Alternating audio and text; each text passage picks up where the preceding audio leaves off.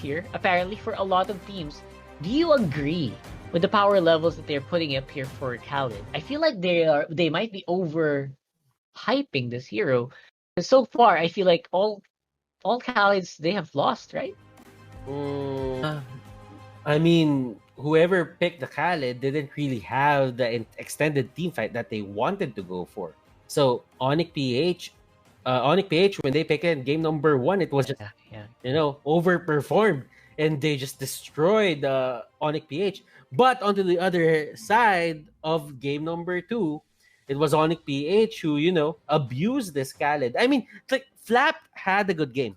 Like He it did. He did. was 6-4-4 at some point in the game, and they could have won it if they just chose their fights wisely.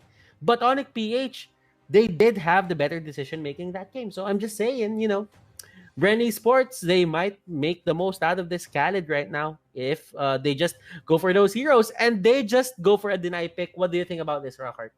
I'm not sure about it though. I feel like it did very well for Few, but you know what? Few is not. He's one of those guys that can master a lot of heroes. It's not a hard deny. It's not a super hard deny, but at the same time, they they kind of can make it work as long as they lock into Kufra, which surprisingly, finally, Kufra got locked into this, Butters. I mean, I know you really. Everyone has always been super amazed by big Tyrant's Rage from big Kufra players, right? I mean, when you think about it, a lot of the biggest plays of MPL recently have been from Kufra. So, But yeah, the thing about it is, Rockhart, it's not always about those big team fight ultimates. that's right. It's the capability of a Kufra to just zone you out, make you uncomfortable. Because there is always, at the back of your head, there's always this thing about this big jump that's going to happen, and that can, just push you back into a wall and just deal enough damage to take you all down. And that's the thing about Kufra. It's not about the big team fight ultimates. It's about how Kufra plays with your head. And Kufra usually just does that very well. Like Yeah. even if you're just charging your Tyrant's Revenge, like simply just posing like that, it feels like you can do so much psychological damage to your enemy already, right? So I like the term. I know I like what the you're term, talking though. about. I like the term. I like the term. Yeah, I know what you're talking about here, and obviously, as a big Kufra player yourself, you know how to use that, right? So, a Lancelot will be picked up, a first for the season. Lancelot looking like a good sub all the time for a Ling. Every time you want to go aggressive and you can't pick a Ling, you pick a Lancelot, right? That's always been the case, and they will be able to prop in a mage. Who are we looking for here? I like the Lance pick though. Like the Lance pick is a kind of one of the heroes that Kufra has a hard time, dealing with. Mm-hmm. You know, those one-time dash mechanics that goes to a cooldown as long as they use it. It's going to be a bit of hard for the Lance, but for the Lance, it actually resets if you don't get to hit one. If you hit someone that you didn't really hit before, so you have two options to go at it, and you can use the Thorn Rose to just get out of harm's way and just probably move out of the way of the bouncing ball if the Kufra is there in front of you. Yep, that's right. Again, Lancelot is usually has a hard time. Obviously, he can't go through the bouncing ball by himself, but usually Lancelot can just go escape right away. He doesn't need to deal with the Kufra. Sometimes he can go around it. That's why Lancelot suddenly made a recurrent resurgence back in season 5 and season 6 qualifiers. Now it's going to be up to Bren Esports with the good Loyi pick. And I'm already guessing Few's going to be the one to use this. I wonder if they're going to be able to make it work, because Loyi is a very, very difficult hero to deal with before. And now we've seen that the Loyi kind of dripped in damage output. I wonder if they're going to make it work. Now, on Onic-Ph, looking really good as well. They have the more sustainable matchup here, I think. Now, the story heading in to game number 3 is if Khaled will get his first win Yeah, in the come MPL. on. It's a 0-2 for Khalid at 0% win rate. Will he get his first win in the first series of the MPL? But there's another story. There's Yep. another story There's actually. another story, yeah. Will Bren Esports actually make it even? Or will Onic PH, just prove Another themselves one. that we're still the best. We're still the best Yeah. black and yellow team here, and another lose, another Another loss, one. another Yeah. one That's for what we're Khalid, waiting for. another one. Either another win for Khalid or another loss for Bren Esports. That's what we're gonna have to find out as we head into the game Bren Esports versus Onic-Ph Game 3. Yes, So and you see a lot of those things. Realme Smart all over the map. Gillette is there as well. And this is game number 3 between Brent Esports and Onic PH. Now, there are no aggressions happening in terms of invading Rockhart. What do you think about this? yeah, I feel like it's a shame because they have a great lineup for a good, strong fight. Not to mention the X-Borg is just hanging out in the mid lane, which is very, I would say it's very unusual because you usually want to have the X-Borg push up top as fast as possible and then go for the cut. That did not happen here, so that means they have a different plan in mind here. And now, Bren Esports are going to be a little bit behind in the buff game because they're dealing with minion waves over and over again. And look at that onto the top lane. There is a bit of aggression happening there for the Khalid. And he went straight for Iyakno there. Iyakno almost going down, but he did have the Firaga armor going on his side. Kartzi will be getting his purple buff. And do you see any irregularity? How do I say this? Anything irregular happening into the map right now, Rockhart? I mean, I feel they're like, just yeah, being very ordinary with their rotations. so far it is, but what you'll notice the most is the speed in which these teams have picked up their buff. It's so scary how fast Onic-Ph is getting those. I mean, just now, Lancelot finished up that red, and Carl Teasy is just turning level 4, so I'm a bit surprised by that. Usually it's a lot faster, so Onic-Ph might be just doing the right things. And speaking of the right things, this is the wrong one, Lusty! Oh my god, he got stopped there by the Kufra bouncing ball. He will be going down for first blood for Onic-Ph. I actually agree, and this is one of the things that happen when you don't mind your position in front of a Kufra. The Kufra has all the capability to stop you right Yep. there, and that's going to be the first blood. And that means Onic-Ph will be more confident into just going in to the enemy jungle. But right now we do have our Gillette instant replay. You saw that first blood, and Gillette hashtag shave the day. Hashtag still shave the 100%. day. I still 100% love the hashtag. Best hashtag ever. Yeah. I mean, when I first read that, I was like, yeah, good job, Gillette. Look at the bottom lane though. Something's Yeah, happening at the bottom lane. But What something's is this? happening at the mid lane as well. And let's check this out. Look at Cards there. Going straight for the Farsa. Wise will be the next target, but he will get away. Jay, on the other hand, Rebo going at it for a bit, but Rebo won't really go for the commit. Man, what was the plan there? I think that might have been a bit overdue, but at the same time, that because of that, Bren Esports free turtle. Oh, I'm super surprised Rebo? with decision making here.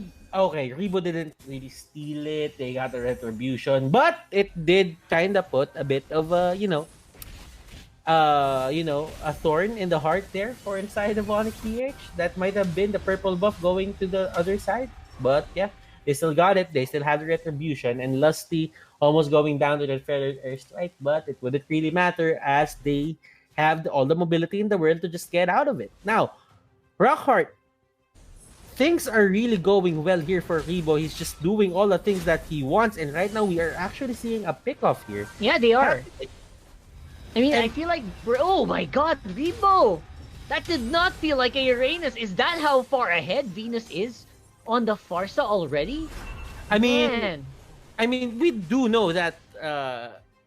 I kind of get how Uranus gets his tankiness into, getting hit a couple of times before he gets very tanky, but they did it in a very snappy way. So they just got the kill right then and there. Bren Esports answers with their own 2 kills. They might have gotten few, but they make it even. Yep. And that is just I don't even know who's in the lead here so far because they feel like both teams are just playing out of their minds. Right now, Bren is doing a better work in securing the fights, but we have a bit of a sneaky peeky coming in here for Flap TZ. That did not happen the way they wanted to, but that's because they're playing safe. They know that Jay is a great Kofor player, right? That's why they're playing it very, very passive. Mm-hmm. And Flap here going for Dilar. Dilar just gonna go back. He knows that Flap isn't really the best enemy for this Esmeralda because, sustained game. I think that Khalid will have a better time than that Esmeralda. And, for Dilar, he's just gonna try to be safe because Bren Esports, they still have the lead in terms of gold. I mean, that's only 300, but it says a lot because 5 kills onto the side of Onic-Ph. And that's the thing. Objectives. That's the only thing that matters for the side of Bren Esports. Are they doing the right thing here, Rockhart, for the side of Bren? They are right now. They're even in the economy, so you think no one's ahead. But Bren Esports, look at where they are. They're going anywhere on the map that they want to. They are getting all the objectives, and that just goes to show that even though you don't need to be super ahead in gold to be ahead in the game. Mm-hmm. And look at this. He actually went for a bit of a highlight play there, and Jay missing the wall a bit. But that was a nice try. Yeah. I mean, you and the others, if that hit, few's dead. That was a 50-50 wall for me, right? I mean, the wall was... It looked like they were in range, but the Kufra ultimate just doesn't always get into the right place. Now look at this great pickup here. Flap TZ will be not even needed there, as Carl T is going to be the one to pick that up. He was running in there, but... Man, Bren said, you know what? We got this, bro. They want to go for more. Bottom lane will be the target. Yaknu all alone. No one to back him up. Oh my Venus is so far away. And they will be fighting under the tower. Yaknu, he is playing out of his mind here. Immortality will be popped here for the side of Onic-Ph. And now Flap TZ with the engagement not going to be hitting anyone with a sandstorm. Yes, that is true, Rockhart. And look at this. Bren Esports just dead set into getting this kill. Lusty here will get the stun from that ultimate coming out from the Kufra, but Jay here will get punished by Carl. Carl, he knows that they don't have the bouncing ball. He doesn't have his ultimate, so he's just gonna go in and just gonna try to punish him as much as possible. That's just what you wanted to do anyway. I mean, right? you did see the damage output coming out here from the Lance.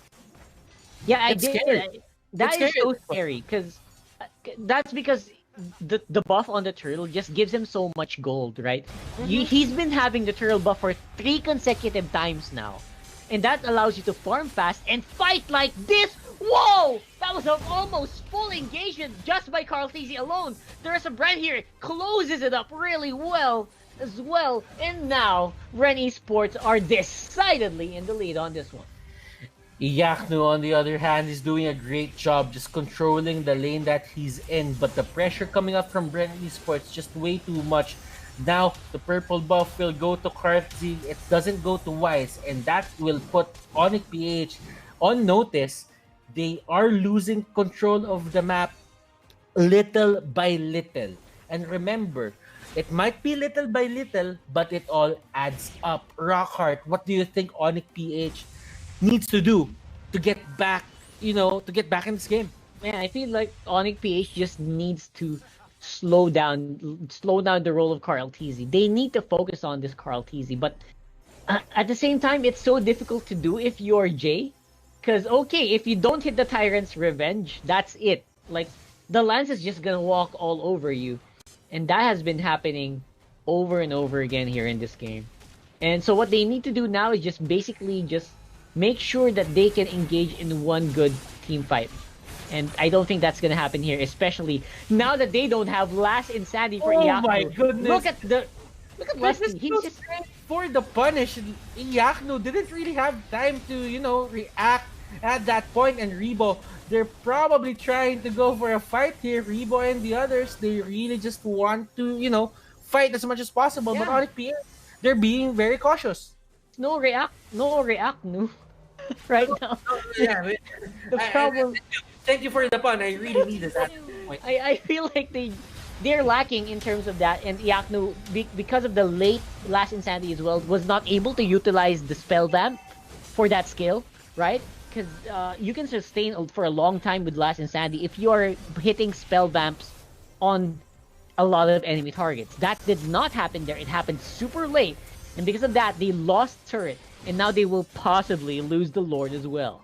Will this be Rockheart? Will this be the clincher, the one that sets Bren Esports to a 2-2 with Onic PH? Is this going to be the game changer? Will this be the one game where Bren Esports will get their confidence back facing Onic PH?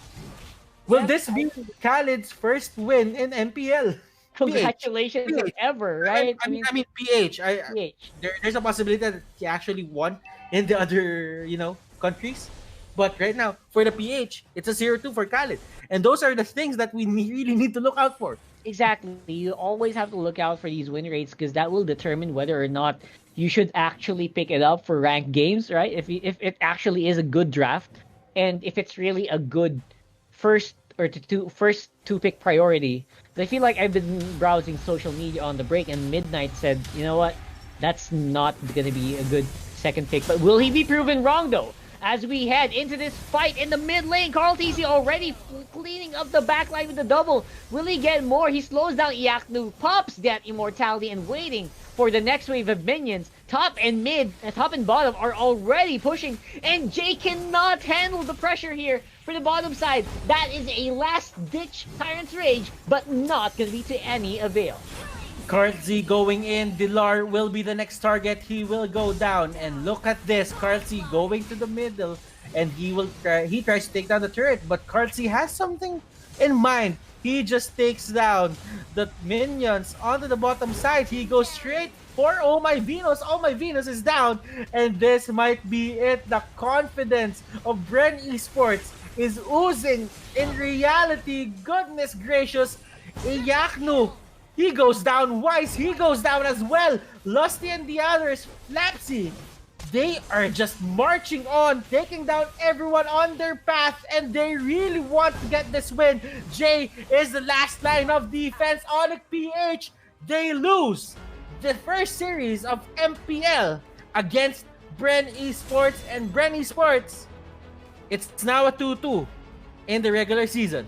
Finally, they are going to be reclaiming the first slot on top, obviously, for Bren Esports. It's a 2-1 victory, but it just goes to show, man, that is, it's not always going to be a bad hero. Khalid's not going to always